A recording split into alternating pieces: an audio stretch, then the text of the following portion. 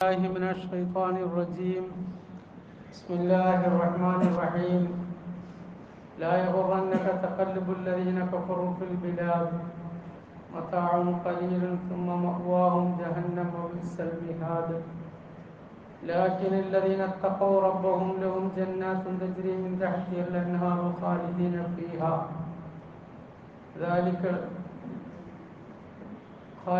فيها لكن الذين اتقوا ربهم لهم جنات تجري من تحتها الأنهار خالدين فيها نزلا من عند الله وما عند الله خير للأبرار.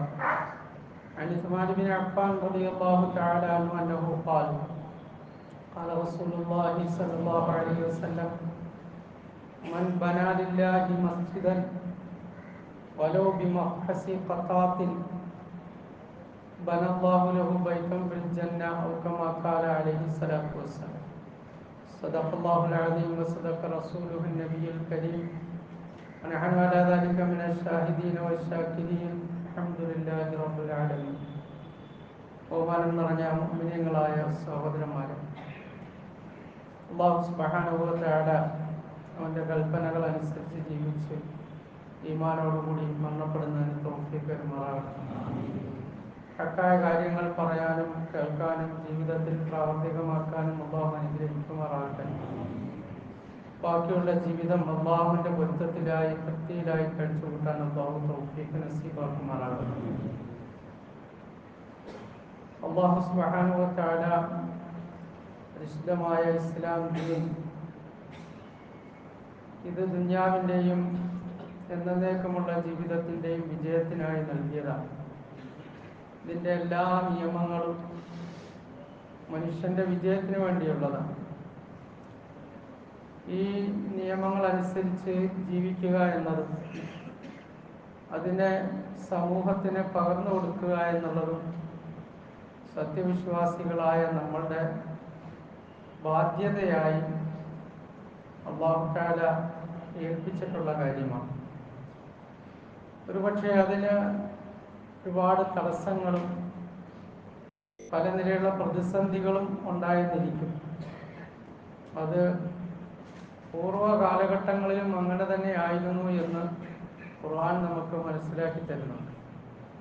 നമ്മുടെ നാടിനെ സംബന്ധിച്ചിടത്തോളം, നമ്മുടെ രാജ്യത്തെ സംബന്ധിച്ചിടത്തോളം പല നിലയിലുള്ള പ്രതിസന്ധികൾ നേരിട്ടുകൊണ്ടാണ് മുസ്ലിമീങ്ങൾ മുമ്പോട്ട് പോകുന്നത്. നമുക്കറിയാം, അതൊരു വിശദീകരണത്തിൻ്റെ ആവശ്യം പോലുമില്ല.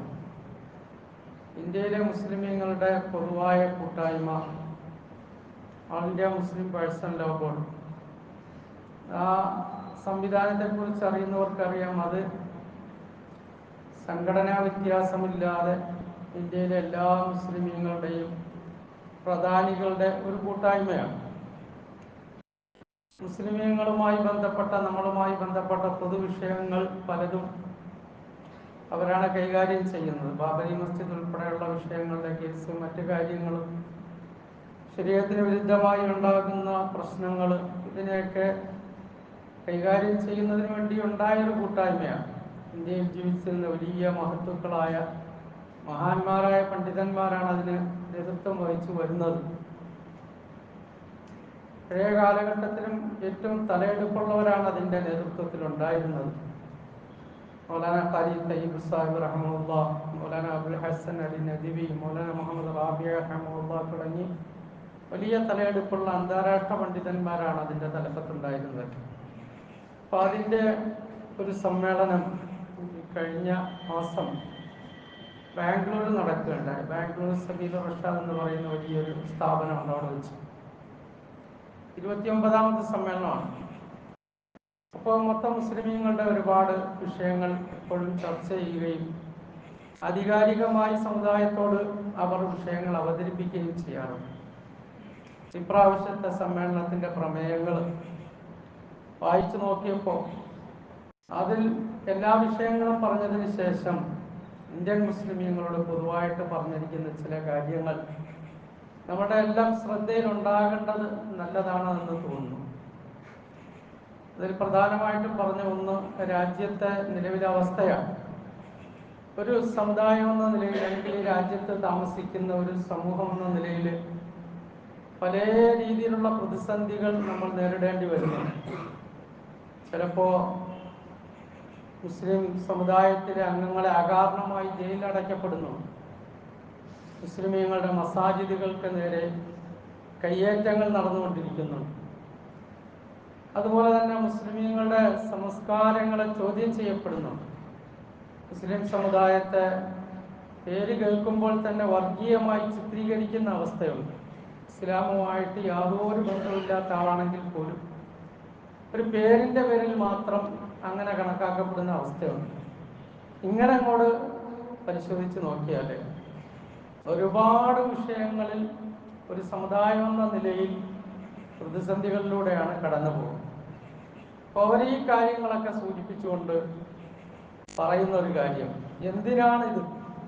ശരിക്കും ആലോചിച്ചാൽ ഒരാവശ്യമില്ലാത്തൊരു ഏർപ്പാടാണിത്. ഇതുകൊണ്ട് എന്ത് കിട്ടാനാണ് മനുഷ്യൻ ഇതുകൊണ്ട്? പക്ഷെ ഒരു അപകർഷതാബോധം ഇസ്ലാമിക സമൂഹത്തിൽ ഉണ്ടാക്കിയെടുക്കുക, അങ്ങനെ ഈ സമുദായം അവരുടെ വിശ്വാസവും അവരുടെ കർമ്മങ്ങളും അവരുടെ അമലുകളും ഒക്കെ ഉപേക്ഷിക്കുക, അസ്തിത്വം നഷ്ടപ്പെട്ട ഒരു സമുദായമായിട്ട് മാറ്റി തീർക്കാനുള്ള അജണ്ടയുടെയും അതുമായി ബന്ധപ്പെട്ട കാര്യങ്ങളാണ് ഈ നടന്നുകൊണ്ടിരിക്കുന്നത്. അതുകൊണ്ട് ഒന്നാമതായിട്ട് അവർ മുസ്ലിം സമുദായത്തോട് നമ്മളോട് പറഞ്ഞത്, നമ്മൾ എന്തെല്ലാം പ്രശ്നങ്ങൾ പ്രതിസന്ധി ഉണ്ടായാലും പരിശുദ്ധ ഇസ്ലാമിൽ ഉറച്ചു നിൽക്കണം. നമ്മളുടെ തലമുറയും ദീനുൽ ഇസ്ലാമിൽ ഉറച്ചു നിൽക്കുന്നവരാക്കി നാം വളർത്തണം. ഇസ്ലാമിനെ കുറിച്ചൊരു അപകർഷതാബോധം ഒരിക്കലും നമ്മളുടെ മനസ്സുകളിൽ ഉണ്ടാകരുത്. യഥാർത്ഥത്തിൽ നമ്മൾ ചിന്തിച്ചാൽ ലോകത്ത് മനുഷ്യന്റെ മുന്നിൽ വെക്കാൻ കഴിയുന്ന, ഞാൻ കഴിഞ്ഞ ആഴ്ച സൂചിപ്പിച്ചതുപോലെ, ഏറ്റവും വലിയൊരു സന്ദേശമാണ് ഇസ്ലാം. ഇത് നമുക്ക് എവിടെയും ആരുടെ മുന്നിലും സമർപ്പിക്കാൻ പറ്റുന്ന ഒന്നാണ്. ഓരോന്ന് പരിശോധിച്ചാൽ ഇസ്ലാമിന്റെ വിശ്വാസം, തൗഹീദ്, ഈ തൗഹീദാകുന്ന വിശ്വാസത്തെ ജനങ്ങളുടെ മുന്നിൽ പറയാൻ പറ്റുന്നത് പോലെ വേറെ ഏത് വിശ്വാസത്തെയാണ് നമുക്ക് ജനങ്ങളുടെ മുന്നിൽ പറയാൻ പറ്റുക?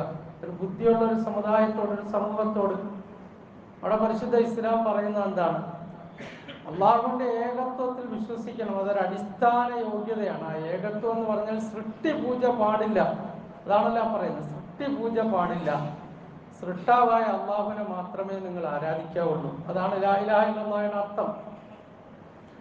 അത് ആരുടെ ബുദ്ധിക്കാണ് അത് മനസ്സിലാകാത്തത്? ശരിക്കും നമ്മൾ ചിന്തിച്ചാൽ അതിനകത്ത് എന്താണ് അപാകതയുള്ളത്?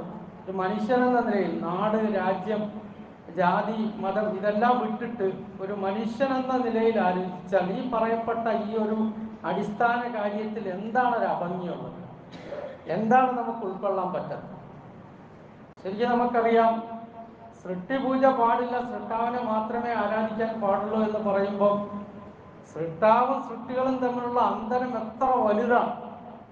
അതൊരു പക്ഷേ നമുക്ക് കണക്കാക്കാൻ കഴിയില്ല. ചിലപ്പോൾ മനുഷ്യർ പറയും, നമ്മളാരും സൃഷ്ടിപൂജ ചെയ്യുന്നില്ല, ആ സൃഷ്ടാവിനെ ഓർക്കാൻ വേണ്ടി ചിലതിനെ ആരാധിക്കുന്നു. മക്കക്കാരങ്ങനെ പറഞ്ഞിരുന്നു. അല്ലെങ്കിൽ അതിനോട് ചോദിക്കുന്നു, അതിനോട് ശഫാഅത്ത് തേടുന്നു. ഇങ്ങനെയൊക്കെ മക്കയിലെ ഖുറൈശികൾ നബി തങ്ങൾ സല്ലല്ലാഹു അലൈഹി വസല്ലമയോട് പറഞ്ഞിരുന്നു.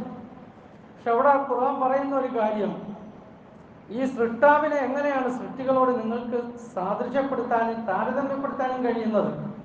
ആ രണ്ട് അസ്തിത്വവും ഒരിക്കലും നമുക്ക് തുല്യപ്പെടുത്താൻ കഴിയാത്ത, സദൃശ്യപ്പെടുത്താൻ കഴിയാത്ത രീതിയിൽ അന്തരമാണ്.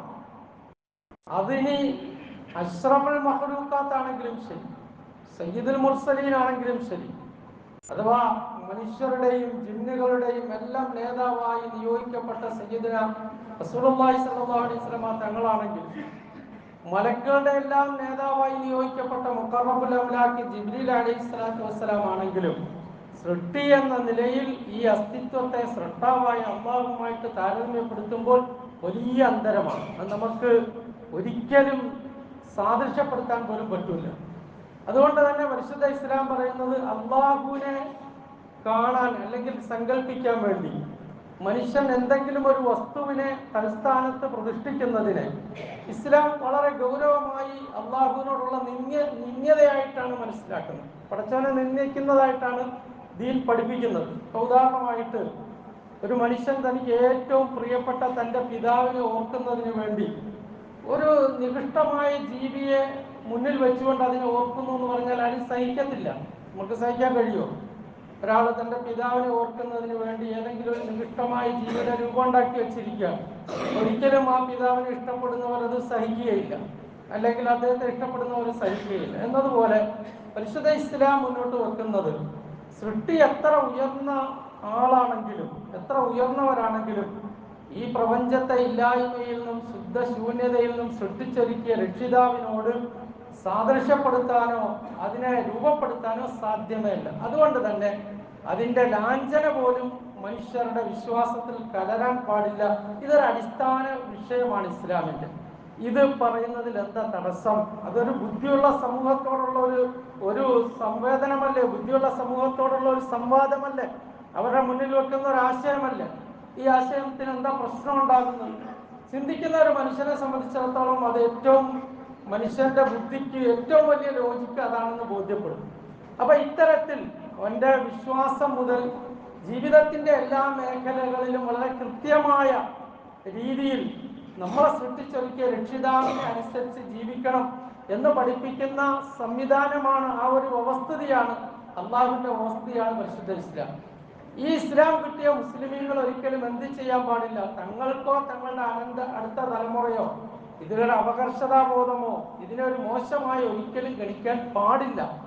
അതാണ് നമ്മൾ മനസ്സിലാക്കേണ്ട ഒന്നാമത്തെ കാര്യം. പക്ഷേ പലപ്പോഴും നമ്മൾ ആലോചിച്ചാൽ സാഹചര്യങ്ങളും സന്ദർഭങ്ങളും ഒക്കെ വരുമ്പോൾ ഇസ്ലാമിനെ ബാഹ്യമായിട്ടോ അല്ലാതെയൊക്കെ തള്ളിപ്പറയുന്നവരും ഇസ്ലാമിന്റെ കാര്യങ്ങൾ പറയുന്നതിൽ ലജ്ജിക്കുന്നവരുമായ വലിയൊരു സമൂഹത്തെ, അല്ലെങ്കിൽ കുറഞ്ഞ ചില ആൾക്കാരെങ്കിലും നമുക്ക് കാണാൻ കഴിയും. ഒരാളൊരിക്കൽ എൻ്റെ അടുത്ത് പറഞ്ഞു, അദ്ദേഹത്തിന്റെ ഓഫീസിൽ ഒരു മുസ്ലിം സ്ത്രീയുണ്ട്. അപ്പൊ ഹജ്ജിന്റെ കാര്യം പറഞ്ഞപ്പോൾ ആ സ്ത്രീ പറഞ്ഞു, ഹജ്ജ് എനിക്കത് ഇഷ്ടമല്ല, അവിടെ പോയിട്ട് കുളിക്കാതെ നനയ്ക്കാതെ നടക്കുന്ന അവസ്ഥ, അങ്ങനെയൊക്കെ എന്തിനാണ് അങ്ങനെ പറയുന്നത് വെച്ചാൽ ആ പറഞ്ഞ സ്ത്രീക്ക് ഹജ്ജ് അറിയില്ല.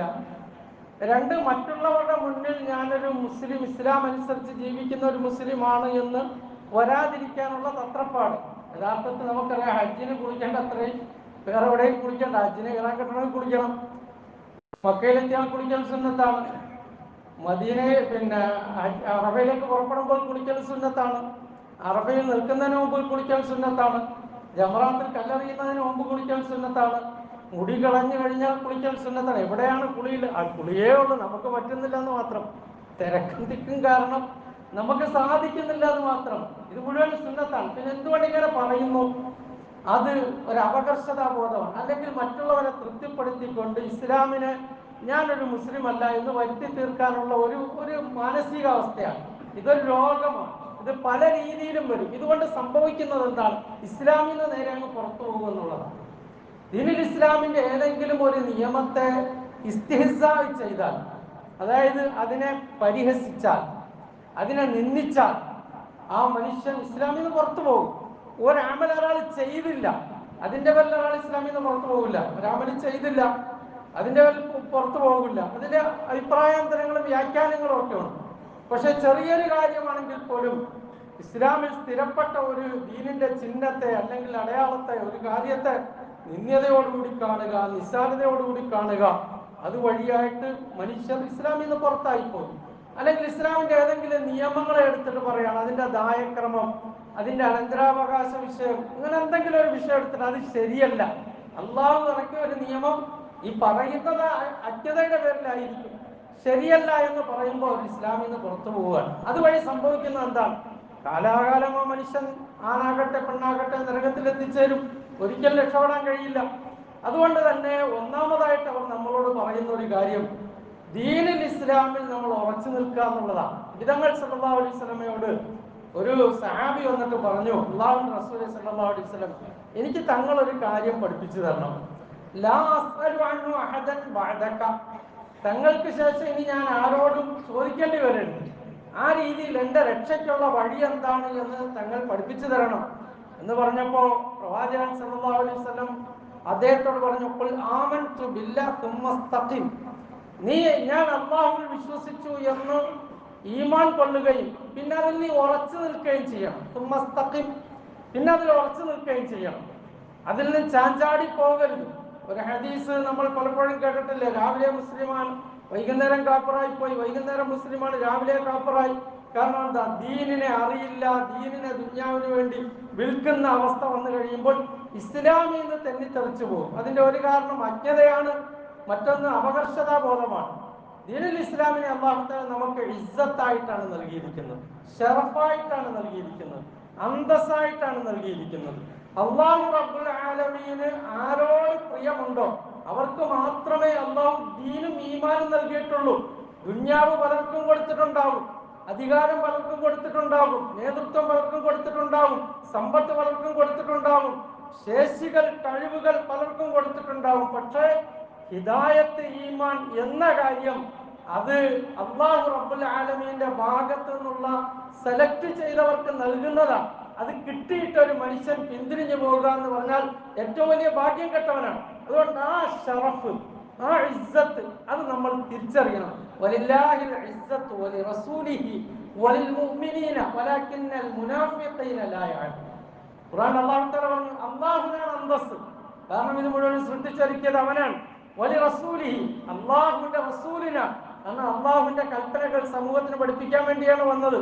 വലിൽമുഅ്മിനീൻ, ആ അല്ലാഹുവിന്റെ നിയമങ്ങൾ അനുസരിച്ച് അല്ലാഹുവിൽ വിശ്വസിച്ച് ജീവിക്കുന്ന മുഅ്മിനീങ്ങൾക്കാണ് ഇസ്സത്ത്, അന്തസ്സ്, അഭിമാനം.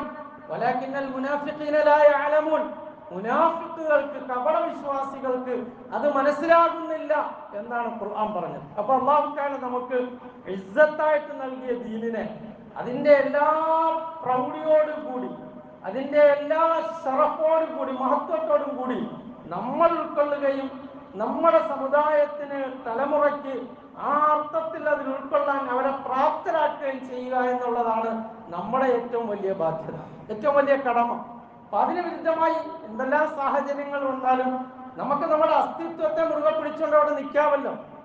അസ്തിത്വത്തെ മുറുകെ പിടിച്ചുകൊണ്ട് നിൽക്കുന്നതിന് എവിടെയാണ് തടസ്സം? ഇപ്പൊ ഉദാഹരണം ഒരു കാര്യം പറഞ്ഞാൽ, ഒരു പ്രാവശ്യം നമ്മുടെ സൗദി എന്നുള്ള രാജാവ് ഇന്ത്യയിലെ അതിഥിയായിട്ട് വന്നു. കേന്ദ്ര ഗവൺമെന്റ് വിളിച്ചു വരുത്തിയതാണ്. സൗദി രാജാവ് നിലവിലുള്ള രാജകുമാരനെ കുറിച്ച് ഒരുപാട് സംസാരങ്ങളുണ്ട്. എന്നാൽ പോലും അയാളിവിടെ വന്ന സമയത്ത് നമുക്കറിയാം, ഇന്ത്യയുടെ രാഷ്ട്രപിതാവ് മഹാത്മാഗാന്ധി, അദ്ദേഹത്തിന്റെ സമാധിയിൽ വരുന്ന ആൾക്കാർ പുഷ്പാർച്ചന ചെയ്യാറുണ്ട്. അപ്പൊ ഇദ്ദേഹത്തോട് ആ കാര്യം പറയുമ്പോൾ അദ്ദേഹം പറഞ്ഞാൽ എന്റെ മതം അനുവദിക്കുന്നില്ല, അതുകൊണ്ട് എനിക്കത് ചെയ്യാൻ കഴിയില്ല. അതിന്റെ വലിയൊരു കുഴപ്പമുണ്ടായില്ല. അദ്ദേഹം സാധാരണ വരുന്ന പോലെ രാജ്യത്തിന്റെ അതിഥിയായി വന്നു, അദ്ദേഹം തിരിച്ചുപോയി. ആ ഒരു സന്ദേശം അദ്ദേഹത്തിന്റെ ഉള്ളിലുള്ള ഒരു യാഥാർത്ഥ്യം, തന്റെ വിശ്വാസവുമായി ബന്ധപ്പെട്ട ഒരു കാര്യം സമർപ്പിച്ചു എന്നതിന്റെ ഇവിടെ ഒരു പ്രശ്നം ഉണ്ടായില്ല. എന്തുകൊണ്ട്? അതൊരു മനുഷ്യന് പറയാനുള്ള താക്കത്തുണ്ടല്ലോ, പറയാമല്ലോ, അതെന്റെ വിശ്വാസം ഇങ്ങനെയാണ്, നമ്മുടെ ദീൻ ഇങ്ങനെ പഠിപ്പിക്കുന്നത്, അതുകൊണ്ട് അത് അങ്ങനെ പറ്റുള്ളൂ എന്ന് പറഞ്ഞാൽ ഒരു പ്രശ്നമല്ല. നമ്മൾ അതിനെ വേറൊരു കോലത്തിലാക്കുമ്പോഴാണ് പ്രശ്നമാകുന്നത്, നമ്മളതിനെ വേറൊരു രൂപത്തിലാക്കുമ്പോഴാണ് പ്രശ്നമാകുന്നത്. അസ്തിത്വത്തിൽ ഉറച്ചു നിന്നുകൊണ്ടൊരു കാര്യം, നമ്മൾക്ക് നിർബന്ധമായ ഒരു കാര്യം നമുക്ക് പറയുന്നതിന് ഒരു തടസ്സവുമില്ല.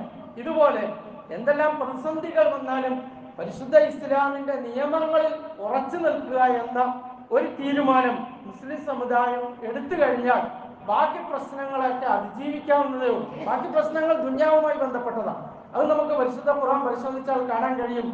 എല്ലാ കാലഘട്ടത്തിലും ദീനും ഈമാനും അനുസരിച്ച് ജീവിച്ചതിന് പ്രയാസങ്ങൾ ഉണ്ടായിട്ടുണ്ട്, പ്രതിസന്ധികൾ ഉണ്ടായിട്ടുണ്ട്, വിഷമങ്ങൾ ഉണ്ടായിട്ടുണ്ട്. അത് ചില സന്ദർഭത്തിൽ വളരെ കടുത്ത അവസ്ഥകൾ ഉണ്ടായിട്ടുണ്ട്. ഖുർആനിൽ മുഅ്മിനീങ്ങൾക്ക് ഒരു ഉപമയായിട്ട് അല്ലാഹു തആല എടുത്തു പറയുന്ന ആരെയാണ്? നമുക്കെല്ലാം അറിയാം. ഖുർആനിൽ മുഅ്മിനീങ്ങൾക്ക് ഒരു ഉദാഹരണമായിട്ട് എടുത്തു പറയുന്നത് ഫിറഔന്റെ ഭാര്യയാണ്.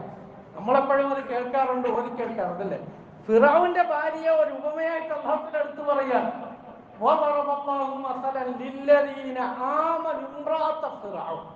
ഫിറഔനേക്കാൾ വലിയ ഒരാളെ, ഒരു ധിക്കാരിയെ ഖുർആൻ പരിചയപ്പെടുത്തുന്നില്ല എന്നുള്ളതാണ് വസ്തുത.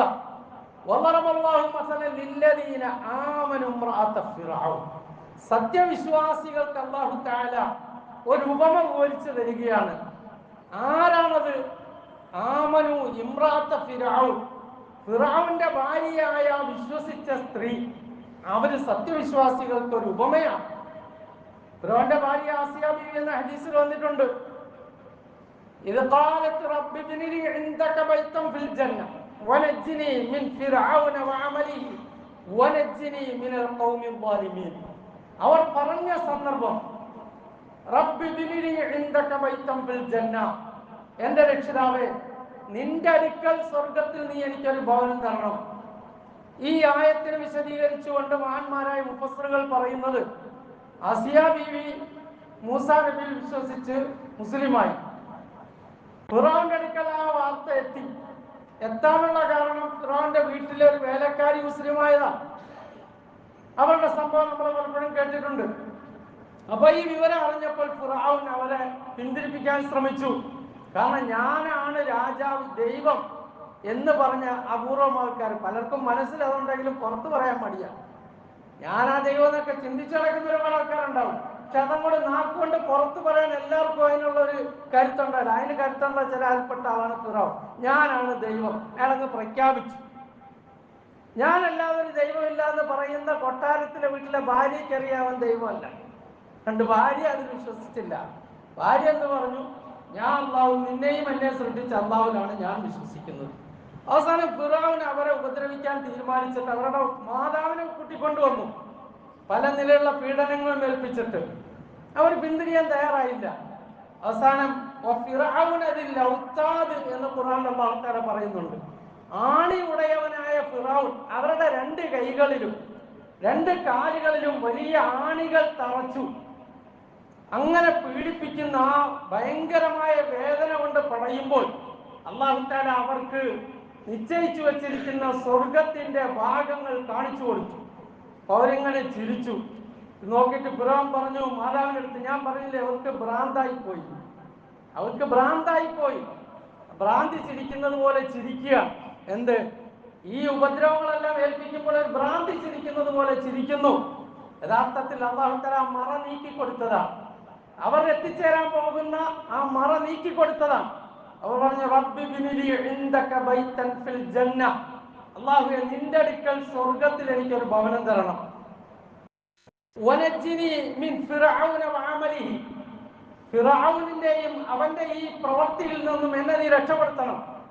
വനജ്ജിനി മിനൽ ഖൗമി ളാലിമീൻ, ഈ അക്രമികളായ ജനതയിൽ നിന്നും എനിക്ക് നീ രക്ഷ നൽകണം എന്ന് അല്ലാഹുവോട് ആ സ്ത്രീ ദുആ ചെയ്തു. അവർ മരണപ്പെടുകയും ചെയ്തു. അപ്പൊ ദുനിയാവിൽ വെച്ച് തന്നെ അവരുടെ സ്ഥാനം അല്ലാഹു തആല കാണിച്ചു കൊടുത്തു. ഈ കാര്യം ഖുർആനിൽ പറഞ്ഞുകൊണ്ട് നമ്മളോട് പറയുകയാണ്, മുഅ്മിനീങ്ങൾക്ക് ഞാൻ ഒരു ഉപമ വിവരിച്ചു തരാം. അതിമ്രാത്ത ഫിറഔൻ, ഫിറഔന്റെ ഭാര്യയാണ്. ഖുർആനിൽ ഇങ്ങനത്തെ എത്രയോ സംഭവങ്ങൾ അല്ലാഹു തആല പറഞ്ഞു കേൾപ്പിക്കുന്നത് എന്തിനാണ്? സൂറത്തുൽ ബുറൂജ് നമ്മളൊന്ന് പരിശോധിച്ച് നോക്കി. അസ്സമാഇ ദാത്തിൽ ബുറൂജ് എന്ന് തുടങ്ങുന്ന ആ സൂറത്ത്, സൂറത്തുൽ ഉഖ്ദൂദ് എന്നും അതിന് പേരുണ്ട്. ഖുതില അസ്ഹാബുൽ ഉഖ്ദൂദ് അന്നാരി ദാത്തിൽ വഖൂദ്. അവിടെ അല്ലാഹു പറയാണ്, ആ അടുപ്പിന്റെ ആൾക്കാർ അവർ നശിക്കട്ടെ. അന്നാരി ദാത്തിൽ വഖൂദ് ഇദും അലൈഹാ ഖുഊദ്, വലിയ അഗ്നികുണ്ടാരങ്ങൾ ഉണ്ടാക്കി അതിന്റെ മുകളിൽ ഇരുന്നു കൊണ്ട് അതിലേക്കും പച്ചയായ മനുഷ്യജീവൻ വീണ് പടയുന്നത് കണ്ട ആ തട്ടഹസിക്കുന്ന ആ ഉഹ്ദൂദിന്റെ ആൾക്കാർ നശിക്കട്ടെ. നമ്മൾ പോലും കൽപ്പിക്കുകയാണ് ഈ സംഭവം, നമ്മളെ പോലും കൽപ്പിക്കുക. മഹാനായ ഇമാം മുസ്ലിം റഹ്മത്തുള്ളാഹി ഉദ്ധരിക്കുന്ന ഹദീസിൽ ഒരു സംഭവം കൊടുത്തിട്ടുണ്ട്. പഴയ കാലഘട്ടത്തിൽ ഒരു രാജാവ്, ഇതുപോലെ പലരും വന്നിട്ടുണ്ട്, ഞാനാണ് ദൈവമെന്ന് പറഞ്ഞ് ലോകത്തെ ജനങ്ങളെ അടക്കി വെച്ചിരുന്ന ഒരു രാജാവിന്റെ കീഴിൽ മുസ്ലിമായ ഒരു കുട്ടി, ആ ഒരു കുട്ടി അന്ന് ഈമാൻ ഒളിപ്പിച്ചു വെച്ചുകൊണ്ട് ജീവിക്കുന്ന ഒരു പുരോഹിതനുണ്ട്. വീട്ടിൽ നിന്നും ഈ കുട്ടിയെ രാജാവ് മെടുക്കലാണെന്ന് മനസ്സിലാക്കിക്കൊണ്ട്, ഈ കുട്ടി മെടുക്കലാണെന്ന് മനസ്സിലാക്കിക്കൊണ്ട് രാജാവ് ഒരു ജ്യോത്സ്യന്റെ അടുക്കലേക്ക് അയക്കുന്നുണ്ട്. എന്തിനാണ്? ജ്യോത്സ്യം പഠിക്കാൻ വേണ്ടി. ഈ ഞാനാണ് റബ്ബ് എന്ന് പറഞ്ഞ് ജീവിക്കുന്നവരും താൽക്കാലികമായി ഇങ്ങനത്തെ ഏർപ്പാടുകളിൽ ജീവിക്കുന്ന ആൾക്കാരെയൊക്കെ പിന്തുണച്ച് താങ്ങി നിർത്തിയിരിക്കുന്നത് ഇത്തരത്തിലുള്ള പിശാചി സേവയുള്ള ജ്യോത്സ്യന്മാരും സാഹിത്യങ്ങളും കൺകെട്ടുകാരും മാജിക്കുകാരും ഒക്കെ ആയിരിക്കും. അപ്പൊ അങ്ങനത്തെ ഒരു ജ്യോത്സ്യന്റെ അടുക്കലേക്ക് പണി പഠിക്കാൻ വേണ്ടി കുട്ടിയെ വിട്ടതാണ്. പോകുന്ന വഴിക്ക് ഒരു പണ്ഡിതനുമായി, ഒരു റാഹിബുമായി കുട്ടി കണ്ടുമുട്ടി, സംസാരിച്ചു. അപ്പൊ ഈ കുട്ടിയിൽ എന്തോ നന്മ തോന്നിയിട്ട് ഈ പുരോഹിതൻ, ഈ പണ്ഡിതൻ പറഞ്ഞു, നീ അവിടേക്ക് പോകുമ്പോൾ കുറച്ച് സമയം എൻ്റെ അടുക്കലും വാ. അങ്ങനെ ആ കുട്ടി ഇടയ്ക്കിടയ്ക്ക് ഇവിടെ പോകും. അദ്ദേഹം അള്ളാഹുവിനെ പരിചയപ്പെടുത്തി കൊടുത്തു, ഈമാൻ ഇസ്ലാം മനസ്സിലാക്കി കൊടുത്തു. പഴയ ബനൂ ഇസ്രായേലിൽ നടന്ന സംഭവമാണ്. നബി തങ്ങൾ സല്ലല്ലാഹു അലൈഹി വസല്ലം പറയുക, അങ്ങനെ കുട്ടി ഇസ്ലാം സ്വീകരിച്ചു. ഈ കുട്ടിയിലൂടെ പല അത്ഭുതങ്ങളും കാണാൻ തുടങ്ങി. റസൂലുള്ളാഹി സ്വല്ലല്ലാഹു അലൈഹി വസല്ലം പറഞ്ഞു, ഈ കുട്ടിയിലൂടെ പല കറാമത്തുകളും പ്രകടമായി. ഈ കുട്ടി പ്രാർത്ഥിച്ചാൽ പലരുടെ രോഗത്തിനും ശിഫ കിട്ടും. ഒരിക്കൽ ഈ കുട്ടി നടന്നു പോകുമ്പോൾ വഴിയിൽ ഒരു വലിയ സിംഹം വന്ന് നിൽക്കുന്നു. ജനങ്ങൾക്ക് പോകാൻ കഴിയുന്നില്ല. അക്കാലഘട്ടമല്ലേ. പേടിച്ചു നിൽക്കുമ്പോൾ ഈ കുട്ടി ഒരു കല്ലെടുത്തിട്ട്, എനിക്ക് ആ പുരോഹിതൻ പഠിപ്പിച്ചു തരുന്നത് സത്യമാണെങ്കിൽ ഈ ആപത്തിൽ നിന്നും നമ്മളെ അള്ളാഹു രക്ഷപ്പെടുത്തുമെന്ന് പറഞ്ഞ് എറിഞ്ഞു. നബി സല്ലല്ലാഹു അലൈഹി വസല്ലം തങ്ങൾ പറഞ്ഞു, ആ മൃഗം ചത്തുപോയി, ആ സിംഹം ചത്തു. ഇത് കണ്ട ആൾക്കാർ കുട്ടിയിൽ കൂടുതൽ ആകർഷണീയത ഉണ്ടായി. അവസാനം ഇതെങ്ങനെയോ രാജാവ് പറഞ്ഞു. രാജാവിന്റെ അടുക്കലെത്തി കുട്ടിയെ വിളിപ്പിച്ചു. ഇവിടെ ഈ രാജ്യത്ത് ഞാനല്ലേ റബ്ബ്, ഞാനല്ലേ ഇലാഹ്, ദൈവം, ഞാനല്ലാത്ത ഒരു ദൈവം. കുട്ടി പറഞ്ഞു, എന്നെയും നിന്നെയും സൃഷ്ടിച്ച ദൈവം, അതാരാണ് നിനക്ക് പഠിപ്പിച്ചത്? അപ്പൊ ആ പുരോഹിതനെ കുറിച്ച് മനസ്സിലാക്കി. പുരോഹിതനെ കൂട്ടിക്കൊണ്ടുവന്നു. അദ്ദേഹത്തെ രണ്ടായിട്ട് വെട്ടി അപ്പൊ തന്നെ കൊന്നു കളഞ്ഞു. ഈ കുട്ടിയെ എടുത്തെന്ന് പറഞ്ഞു പിന്മാറാൻ പറഞ്ഞു. ആ കുട്ടി പറഞ്ഞു, ഞാൻ പിന്മാറുകയില്ല. പക്ഷെ ഈ കുട്ടിയെ കൊല്ലാനൊരു മടി. രാജാവ് പറഞ്ഞു, ഇവനെ കൊണ്ട് ഒരു വലിയ പർവ്വതത്തിന്റെ മുകളിൽ നിന്ന് താഴേക്ക് തള്ളിയിട്ട് നിങ്ങൾ കൊന്നുകളയുക. നബി സല്ലല്ലാഹു അലൈഹി വസല്ലം പറയുകയാണ്, പ്രധാനപ്പെട്ട കുറെ ആൾക്കാരെ കൂട്ടത്തിൽ ഈ കുട്ടിയെയും കൂട്ടി രാജാവ് വിട്ടു. പർവ്വതത്തിന്റെ മുകളിൽ കയറി കഴിഞ്ഞപ്പോ ആ കുട്ടി അവിടെ തന്നെ നിന്നു. ബാക്കിയുള്ളവർ താഴെ വീണ് ചത്തുപോയി. ഈ കുട്ടി നേരെ തിരിച്ച് വീണ്ടും വന്നു. രാജാവ് പറഞ്ഞു, ഇവനെ കൊണ്ടുപോയി ഒരു കപ്പലിൽ കയറ്റി കടലിന്റെ നടുക്കൊണ്ട് ഇവനെ കൊന്നുകളയുക എന്ന് പറഞ്ഞ് രണ്ടാമത് അയച്ചു. രണ്ടാമത് കൊണ്ടുപോയി കപ്പലിലേക്ക് പോകുന്ന വഴിക്ക് കൂട്ടത്തിൽ കൊണ്ടുപോയ അപകടം സംഭവിച്ചു. കുട്ടി രക്ഷപ്പെട്ട് തിരിച്ചു വന്നു. മൂന്നാമത് വീണ്ടും രാജാവ് ഇവന്റെ വിഷയത്തിൽ ആലോചിച്ചപ്പോൾ കുട്ടി പറഞ്ഞു, നിങ്ങൾക്ക് എന്നെ കൊല്ലണമെങ്കിൽ ഞാനൊരു വഴി പറഞ്ഞു തരാം. ജനങ്ങളെല്ലാം വിളിച്ചു കൂട്ടിയിട്ട്, ഈ കുട്ടി വിശ്വസിച്ചിരിക്കുന്ന പ്രപഞ്ചനാഥനിൽ ഞാൻ വിശ്വസിച്ചുകൊണ്ട് അവന്റെ നാമത്തിൽ അമ്പെയ്യുന്നു എന്ന് പറഞ്ഞ് നിങ്ങൾ എന്നെ അമ്പെയ്യുക. എന്നാൽ എന്നെ നിങ്ങൾക്ക് വധിക്കാൻ കഴിയും, അല്ലാതെ എന്നെ ഒന്നും ചെയ്യാൻ കഴിയില്ല. അല്ലാഹുവിന്റെ റസൂൽ സല്ലല്ലാഹു അലൈഹി വസല്ലം പറഞ്ഞു, ഇമാം മുസ്ലിം ഉദ്ധരിക്കുന്ന ഹദീസാണ്. അവസാനം അങ്ങനെ അമ്പെയ്ത കുട്ടി മരണപ്പെട്ടു, ഷഹീദായി. ജനങ്ങളെല്ലാം രാജാവിനെ വിട്ടു. ഈ കുട്ടിയുടെ ദൈവത്തിൽ അല്ലാഹു വിശ്വസിച്ചു. രാജാവിന് ഈർഷ്യ കൂടി. അപ്പോഴാണ് വലിയ അഗ്നികുണ്ടാരം ഉണ്ടാക്കിയിട്ട് അതിന്റെ തലയ്ക്കൽ കാത്തുനിന്ന് ഈ കുട്ടിയിൽ പറഞ്ഞ ഈ അല്ലാഹു വിശ്വസിച്ച മനുഷ്യരെ മുഴുവനും ആ അഗ്നിയിലേക്ക് ഇട്ട് ചുട്ടുകൊന്നത്. അതിനെക്കുറിച്ച് ആ ഖുർആൻ പറഞ്ഞത്, ഖുതില അസ്ഹാബുൽ ഉഖ്ദൂദ് അന്നാരി ദാത്തിൽ വഖൂദ് ഇദ്ഹും അലൈഹാ ഖുഊദ് വഹും അലാ മാ യഫ്അലൂന ബിൽ മുഅ്മിനീന ശുഹൂദ് വമാ നഖമൂ മിൻഹും ഇല്ലാ അൻ യുഅ്മിനൂ ബില്ലാഹിൽ അസീസിൽ ഹമീദ്.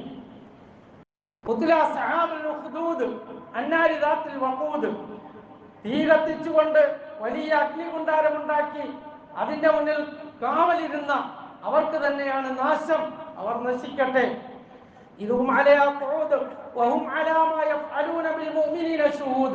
അവരാകട്ടെ മുഅ്മിനീങ്ങളായ സത്യവിശ്വാസികളെ കൊണ്ട് അവരെ ചുട്ടരിച്ചിട്ട് അതിന് സാക്ഷിയായിട്ട് അവർ അവിടെ നിൽക്കുകയാണ്.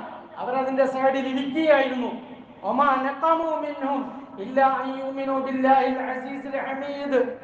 സർവശക്തനായ പ്രതാപശാലിയായ സ്തുത്യർഹനായ പടച്ച തമ്പുരാനിൽ വിശ്വസിച്ചു എന്നതല്ലാതെ ഒരു തെറ്റും ആ നാട്ടുകാർ ചെയ്തിട്ടില്ല.